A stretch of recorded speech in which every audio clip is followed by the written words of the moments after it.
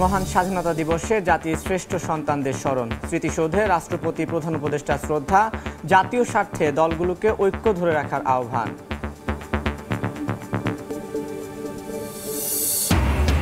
যারা দ্বিতীয় স্বাধীনতার কথা বলে তারা ২৬শে মার্চকে খাটো করতে চায়, অভিযোগ মির্জা আব্বাসের। ৭১ ও ২৪কে মুখোমুখি দাঁড় করানোদের উদ্দেশ্য অসৎ, বললেন নাহিদ। ৫৪ বছরেও ঘোচেনি অর্থনৈতিক স্বাধীনতা, দেশে বেকার ২৭ লাখ, দারিদ্র্য সীমার নিচে বসবাস ১৯% বেশি মানুষের, আসছে বাজেটে বৈষম্য কমানোর তাগিদ। ঈদ করতে নারীর টানে রাজধানী ছাড়ছে ঘরমুখো মানুষ, কমলাপুর থেকে সময় মতো ট্রেন ছাড়ায় স্বস্তি, সড়ক পথের যাত্রায় বাস টার্মিনালে বাড়ছে ভিড়।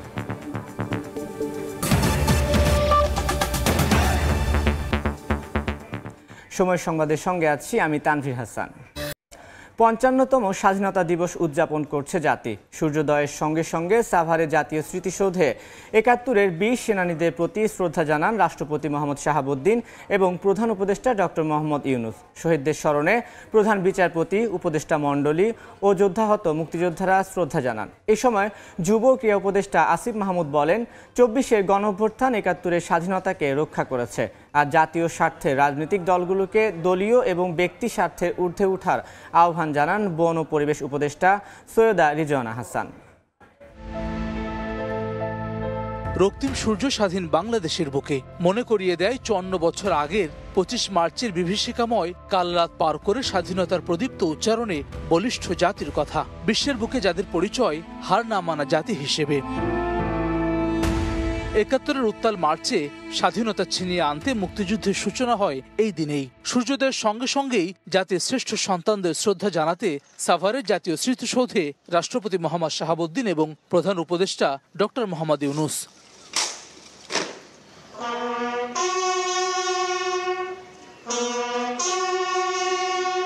রক্ত দিয়ে বিজয় ছিনিয়ে আনা বীর সেনানীদের প্রতি ভোর ৫টা ৫৫ পুষ্পস্তবক অর্পণ করেন রাষ্ট্রপতি।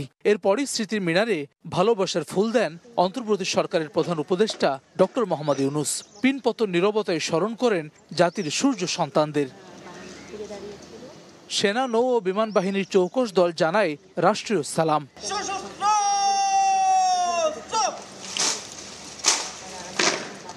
এরপর শ্রদ্ধা জানান বীরশ্রেষ্ঠ পরিবার, যুদ্ধাহত মুক্তিযোদ্ধা ও বীর মুক্তিযোদ্ধারা। শ্রদ্ধা জানান উপদেষ্টা মণ্ডলী ও বিদেশি কূটনীতিকরাও। পরে গণমাধ্যমে যুব ও ক্রীড়া উপদেষ্টা আসিফ মাহমুদ বলেন, ৭১-এর স্বাধীনতাকে রক্ষার লড়াইয়ের অন্যতম ধাপ ২৪। বাংলাদেশকে আরও সমৃদ্ধশালী হিসেবে গড়ার প্রত্যয় ব্যক্ত করেন অর্থ উপদেষ্টা সালেহউদ্দিন আহমেদ। ২৪-এর গণঅভ্যুত্থান আবার একটি রক্তক্ষয়ী গণঅভ্যুত্থানের মধ্য দিয়ে ৭১ অর্জিত স্বাধীনতাকে আমরা রক্ষা করার যেই কঠিন লড়াই, সেই লড়াইয়ের একটা অন্যতম ধাপ হচ্ছে ২৪, এবং এই স্বাধীনতা সামনের দিনগুলোতেও বাংলাদেশে থাকবে এবং আর কখনোই একটি স্বাধীন ভূখণ্ডে এদেশের মানুষ আর পরাধীন অনুভব করবে না। এই দিবসে আমরা একটা আমাদের প্রতিটি ঘোষণা করি যে আমরা বাংলাদেশকে, নতুন বাংলাদেশে আরও সুখী সমৃদ্ধশালী দেশ হিসেবে গড়ে তুলব। এ সময় জনগণের আকাঙ্ক্ষা পূরণে রাজনৈতিক দলগুলোকে জাতীয় স্বার্থে দলীয় এবং ব্যক্তি স্বার্থের ঊর্ধ্বে ওঠার আহ্বান জানান বন ও পরিবেশ উপদেষ্টা সৈয়দা রিজওয়ানা হাসান। জাতীয় স্বার্থে ব্যক্তি এবং দলীয় স্বার্থের ঊর্ধ্বে উঠে আমরা ঐক্যমত করব। জনগণকে আস্থায় যদি আনতে হয় তাহলে যে সংস্কারগুলোর দাবি জনগণের থেকে উঠে সেগুলোর ক্ষেত্রে ঐক্যমতে না পৌঁছানোর কোনো সুযোগ নেই। এরপরই স্মৃতিসৌধ খুলে দেওয়া হয় সর্বসাধারণের জন্য। সর্বস্তরের মানুষের মিলন মেলায় পরিণত হয় ৮৪ একরের জাতীয় স্মৃতিসৌধ। ফুলে ফুলে ভরে ওঠে মূল বেদি। ৭১-এর বীর সেনানীদের উত্তরসূরি ২৪-এর ছাত্র জনতা রক্ত দিয়ে বিদায় ঘণ্টা বাজিয়েছে স্বৈর শাসকের। লাল সবুজের পতাকাকে নিয়েছে অনন্য উচ্চতায়। তাই তো শহীদের প্রতি শ্রদ্ধা জানাতে আসা মানুষদের প্রত্যাশা, আগামীর বাংলাদেশ হবে বৈষম্যহীন। লাখো প্রাণের বিনিময়ে কেনা স্বাধীনতা, সার্বভৌমত্ব অক্ষুণ্ণ রেখে বীর দর্পে এগিয়ে যাবে লাল সবুজের পতাকা, প্রিয় বাংলাদেশ। হাসান ওয়ালি, সময় সংবাদ, জাতীয় স্মৃতিসৌধ, সাভার, ঢাকা। মহান স্বাধীনতা দিবসে সাভারে বীর শহীদদের স্মৃতির প্রতি শ্রদ্ধা জানাচ্ছেন সর্বস্তরের মানুষ। সেখানে আছেন রিপোর্টার শাতিলা শারমিন ও ফারুক ভুইয়া রবিন। সরাসরি যাচ্ছি তাদের কাছে। দর্শক আবার আমন্ত্রণ জানাচ্ছি জাতীয় স্মৃতিসৌধে, এবং এই যে উদযাপনের ক্ষণ সেটি হচ্ছে আমাদের স্বাধীনতা দিবস এবং জাতীয় দিবসও। আমি সঙ্গে আছি আপনাদের শাতিলা শারমিন, আমার সঙ্গে আছেন আমার সহকর্মী ফারুক ভুঁইয়া রবিন। আমরা গত কয়েক ঘন্টায় জানিয়েছি যে সাভার জাতীয় স্মৃতিসৌধে কিভাবে সাধারণ মানুষ থেকে শুরু করে রাষ্ট্রীয় যে আয়োজন ছিল সেই আয়োজনগুলো কিভাবে সম্পন্ন হচ্ছে, এবং এটাও জানানোর চেষ্টা করেছি যে সারা দেশে মহানগরীগুলো এবং জেলা পর্যায়েও আসলে কী ধরনের আয়োজন চলছে।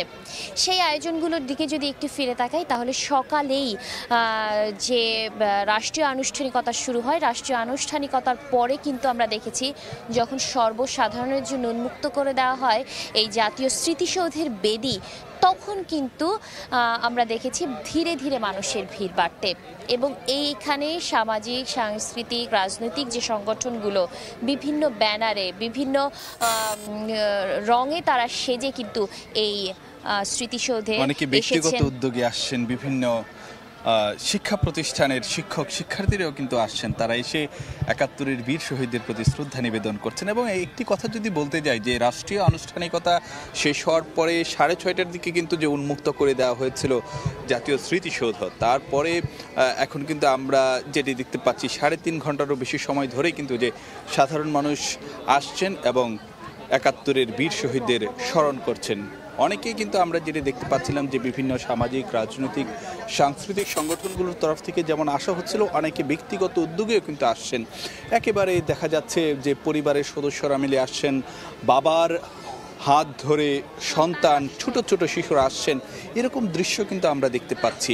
মায়েরা কোলে করে ছোট ছোট শিশুদেরকে নিয়ে আসছেন এবং তারা এসে এই জাতীয় স্মৃতিসৌধে ৭১-এর বীর শহীদদের প্রতি শ্রদ্ধা নিবেদন করছেন। এরকম খণ্ড খণ্ড চিত্র কিন্তু আমরা কিন্তু সকাল থেকে দেখতে পাচ্ছি। রবিন, সেটি হচ্ছে যে এই মুক্তিযুদ্ধ এবং ৯ মাসের যে রক্তক্ষয়ী সংগ্রামের কথা বলা হয়, এই ৯ মাসের রক্তক্ষয়ী সংগ্রাম শুধু 9 মাস না, এটার জন্য বাঙালি জাতিকে দীর্ঘ সময় ধারাবাহিক সংগ্রামের মধ্য দিয়ে কিন্তু আমরা ১৯৭১ পেয়েছি এবং তার মধ্যে দিয়েই কিন্তু আমরা একটি স্বাধীন ভূখণ্ড পেয়েছি। আসলে যদি একটি কথা আপনাদেরকে বলতে যাই, যখন দ্বিজাতি তত্ত্বের ভিত্তিতে পাকিস্তান নামের রাষ্ট্রের জন্ম হলো, একদিকে পূর্ব পাকিস্তান, অন্যদিকে পশ্চিম পাকিস্তান, এই যে তখন এই পূর্ববঙ্গের মানুষের সঙ্গে পশ্চিম পাকিস্তানের যারা শাসক গোষ্ঠী, তাদের মধ্যে কিন্তু নানা ইস্যুতেই একটি যে টানাপোড়েন সেটা কিন্তু দৃশ্যমান হচ্ছিল, এবং সেই জায়গাটি কারণ হলো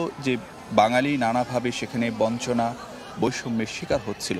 এবং তার শুরুতে কিন্তু আমরা যেটি দেখতে পাচ্ছিলাম যে ভাষা আন্দোলন, রাষ্ট্রভাষা বাংলার, যদিও বাংলা ভাষা পাকিস্তানের সংখ্যাগরিষ্ঠ মানুষের ভাষা ছিল, কিন্তু সেটিকে কিন্তু রাষ্ট্রভাষা হিসেবে স্বীকৃতি দিতে চায়নি তখনকার পাকিস্তানি শাসকরা। তখন থেকে কিন্তু যে বাঙালি জাতীয়তাবাদ এবং যে বাঙালির যে প্রতিবাদী যে বীজ, বাঙালির যে আত্ম অধিকারের আত্মমর্যাদার যে বীজ 52 সালে রচিত হয়েছে 21শে ফেব্রুয়ারির মধ্য দিয়ে, সেটি কিন্তু এসে পরিপূর্ণতা পেয়েছে ৭১-এ। এবং সেই ৭১-এ যখন আমরা একটি দেশ পেয়েছি, দেশ পাওয়ার পরে সেই দেশকে কিভাবে এগিয়ে নিয়ে যাওয়া যায়, সেই দেশ কীভাবে ক্ষুধা দারিদ্র্যমুক্ত হয়, দুর্নীতিমুক্ত হয়, সেই প্রত্যাশা কিন্তু এবারের স্বাধীনতা দিবসের সবচেয়ে বড় বিষয় মানুষের কাছে।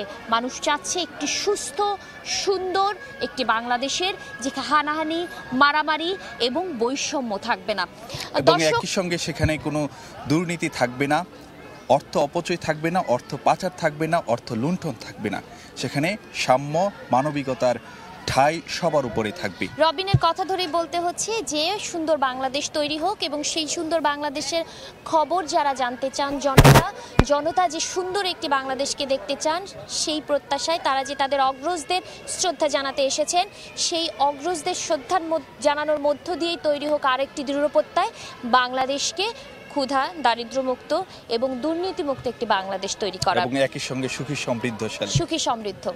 দর্শক, এখান থেকে জাতীয় স্মৃতিসৌধ থেকে এই ছিল আমার কাছে সর্বশেষ। পরবর্তী ঘন্টায় আবার যুক্ত হচ্ছি, আবারও জানাবো এখানকার পরিস্থিতি নিয়ে। এতক্ষণ সরাসরি যুক্ত ছিলাম জাতীয় স্মৃতিসৌধে।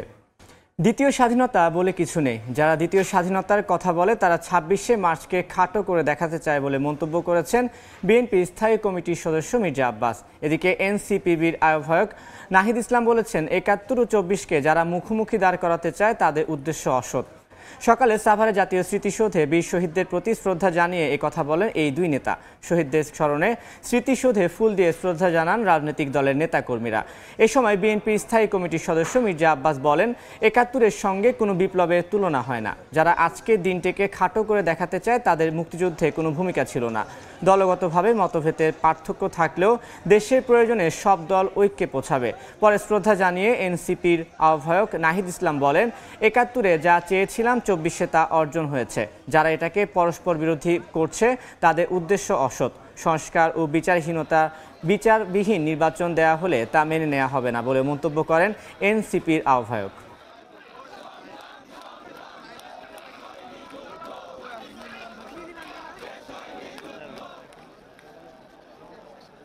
আজকে স্বাধীনতা দিবস প্রমাণ করবে যে দ্বিতীয় স্বাধীনতা বলে বাংলাদেশে কিছু নাই।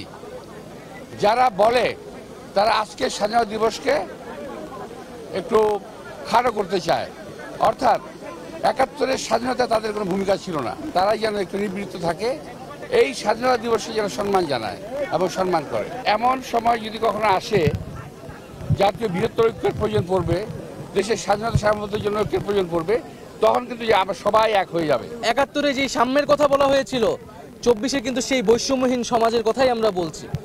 বলে যারা এটাকে আসলে পরস্পর বিরোধী বা মুখোমুখি করে দাঁড়া করাচ্ছে তাদের উদ্দেশ্য অসৎ। এবং আমরা মনে করি তারা ২৪-এর গণ অভ্যুত্থানকে, এই যে ছাত্র জনতার বিজয়কে প্রকৃতভাবে উপলব্ধি করতে পারেনি। বিচার সংস্কার এবং গণপরিষদ নির্বাচন, আমরা মনে করি ঠিক সেই পথে গেলেই জাতির একটি উত্তরণ ঘটবে গণতন্ত্রের পথে। সংস্কার এবং বিচারবিহীন যদি নির্বাচন দেওয়া হয় এবং কেবল কোনো একটি দলকে ক্ষমতায় বসানোর জন্যই যদি নির্বাচন চাপিয়ে দেওয়া হয় সংস্কার এবং বিচার ছাড়া, তাহলে তা অবশ্যই মেনে নেওয়া হবে না। ডিসেম্বর থেকে জুনের মধ্যে নির্বাচন নিয়ে প্রধান উপদেষ্টার বক্তব্যকে অস্পষ্ট দাবি করে বিএনপি মহাসচিব মির্জা ফখরুল ইসলাম আলমগীর বলেছেন এটা কোনো নির্বাচনী রোডম্যাপ ঘোষণা হয়নি। শহীদ প্রেসিডেন্ট জিয়াউর রহমানের সমাধিতে ফুল দিয়ে শ্রদ্ধা জানান বিএনপি মহাসচিব ও দলের নেতাকর্মীরা। পরে তিনি বলেন বিএনপি বারবার সরকারের প্রতি নির্বাচনী রোডম্যাপ দেওয়ার জন্য তাগিদ দিয়ে যাচ্ছে। রোডম্যাপ না হলে দেশের সংকট কাটবে না। বিএনপি নির্বাচনের কথা বলে ক্ষমতায় যেতে নয়, জনগণের ভোটাধিকার আদায়ের জন্য মন্তব্য করেন মির্জা ফখরুল।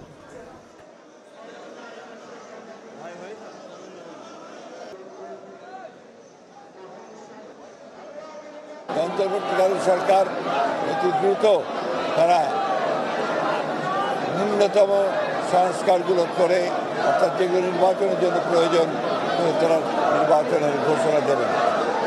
আমি অত্যন্ত হতাশ হয়েছি যে গতকাল প্রধান উপদেষ্টা যে বক্তব্য রেখেছেন সেই বক্তব্যে তিনি সেই রোড ম্যাপের কথা বলেন না। আমরা হতাশ হয়েছি যে তার বক্তব্যের মধ্যে তিনি স্বাধীনতার ঘোষক শহীদ প্রেসিডেন্ট জিয়া রহমান বীর মুক্তিযোদ্ধা বীর উত্তমের নাম একবার উচ্চারণ করেন, অথচ এটাই ছিল ইতিহাস। আমরা আবারও চাই না আওয়ামী লীগ যে ইতিহাস বিকৃত করেছে এখন আবার সেই ইতিহাস বিকৃত হোক। সময় সংবাদে আরও থাকছে, বিনিয়োগের ভুইফোর অ্যাপ দিয়ে রাজশাহীর ৪ জেলা থেকে লুট ৩০০ কোটি টাকা। থানা আদালতে ১১ মামলা, ভুক্তভোগীদের তদন্তে সত্যতা মিলল, ধরাছোঁয়ার বাইরে আসামিরা।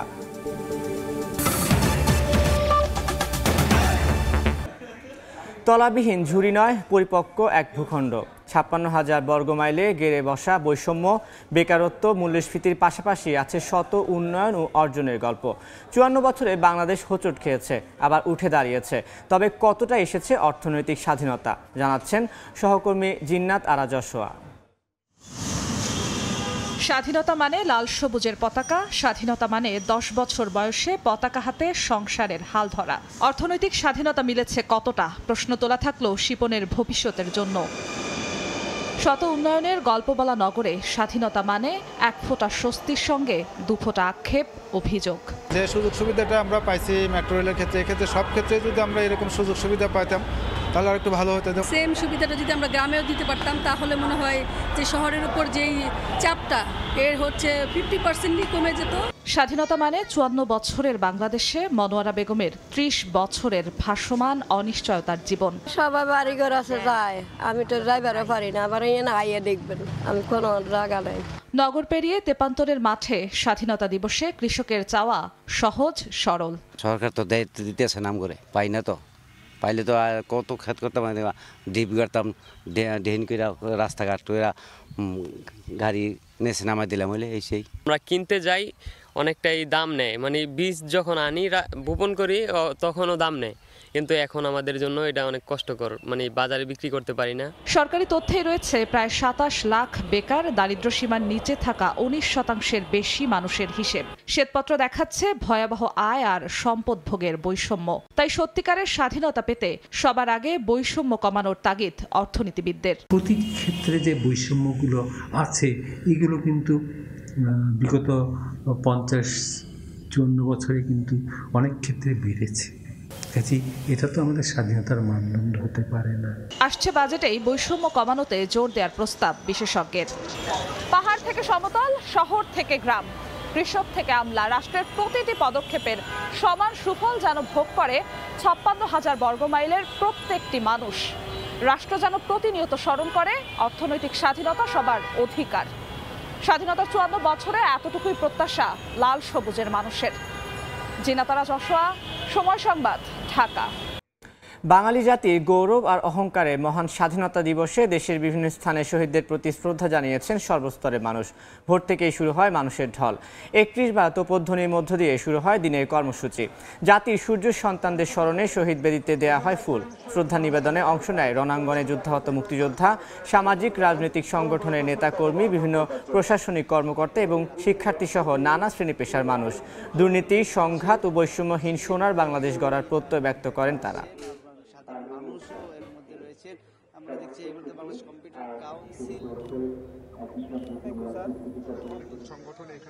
সময় সংবাদে আরো থাকছে। অবশেষে কৃষ্ণ সাগরের সংঘাত বন্ধে রাজি রাশিয়া ইউক্রেন। রিয়াদে ওয়াশিংটনের মধ্যস্থতায় সংলাপ, বাধা কাটছে বাণিজ্যিক জাহাজ চলাচলে, সামরিক যানে হামলার হুঁশিয়ারি। স্বাধীনতা দিবসে রাজারবাগ পুলিশ লাইন স্মৃতিসৌধে ফুল দিয়ে শহীদদের প্রতি শ্রদ্ধা জানিয়েছেন স্বরাষ্ট্র উপদেষ্টা জাহাঙ্গীর আলম চৌধুরী ও পুলিশ মহাপরিদর্শক বাহারুল আলম। সকাল 8:45টায় স্বরাষ্ট্র উপদেষ্টা রাজারবাগ পুলিশ লাইন স্মৃতিসৌধে শ্রদ্ধা জানান। এরপর পুলিশ মহাপরিদর্শকের পক্ষ থেকে জানানো হয় শ্রদ্ধা। এই সময় গার্ড অফ অনার প্রদান করে পুলিশের একটি দল। বিউগলে বাজানো হয় করুণ সুর। পরে পুলিশের বিভিন্ন সংগঠন ও ইউনিটের পক্ষ থেকে দেয়া হয় ফুল। 71-এর 25 মার্চ কাল রাতে রাজারবাগে শহীদ হন পুলিশের অনেক সদস্য।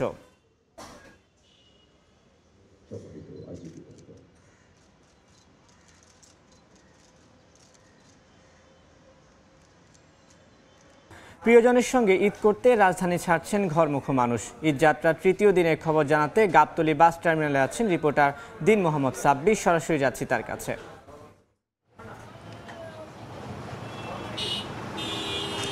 পরিবার পরিজনের সঙ্গে ঈদ উদযাপন করতে রাজধানী ছাড়তে শুরু করেছে নগরবাসী।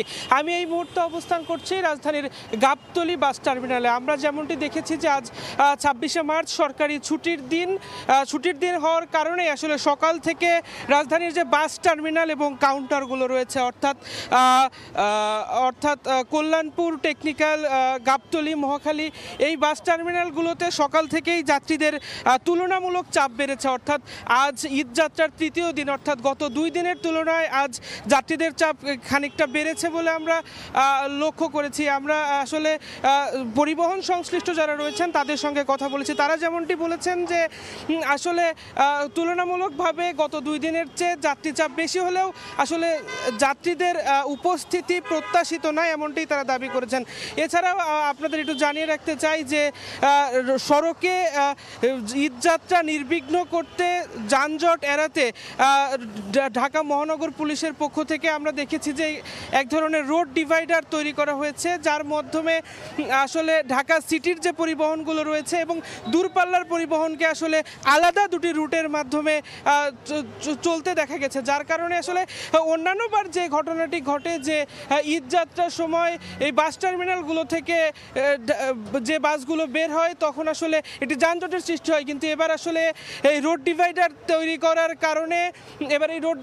তৈরি করার কারণে আসলে যানজট অনেকটাই এড়ানো সম্ভব হচ্ছে বলে আমরা দেখতে পেয়েছি। তো এই ছিল ঈদযাত্রার সর্বশেষ গাবতলী বাসস্ট্যান্ড বাজার থেকে। এতক্ষণ সরাসরি যুক্ত ছিলাম গাবতলীতে। নানা জল্পনা কল্পনার পর যুক্তরাষ্ট্রের মধ্যস্থতায় অবশেষে কৃষ্ণ সাগরে হামলা বন্ধে রাজি হয়েছে রাশিয়া ও ইউক্রেন। মঙ্গলবার এক বিবৃতিতে বিষয়টি নিশ্চিত করে হোয়াইট হাউস। বিবৃতিতে বলা হয়, কৃষ্ণ সাগরে সংঘাত বন্ধ, সেনা প্রত্যাহার এবং নিরাপদ জাহাজ চলাচলে একমত হয়েছে দুপক্ষ। পাশাপাশি বাণিজ্যিক জাহাজকে সামরিক উদ্দেশ্যে ব্যবহার করা হবে না বলেও প্রতিশ্রুতি দিয়েছে তারা। তবে হামলা বন্ধে রাজি হলেও সাগরে রুশ নৌবাহিনীর জাহাজের কোনো রকম চলাচল চুক্তির লঙ্ঘন বলে গণ্য হবে বলে স্পষ্ট বার্তা দিয়েছে জেলেনস্কি প্রশাসন। এ বিষয়ে এখনও কোনো মন্তব্য করেনি রাশিয়া। এই ছিল সময় সংবাদে, সঙ্গে থাকুন সময়ে।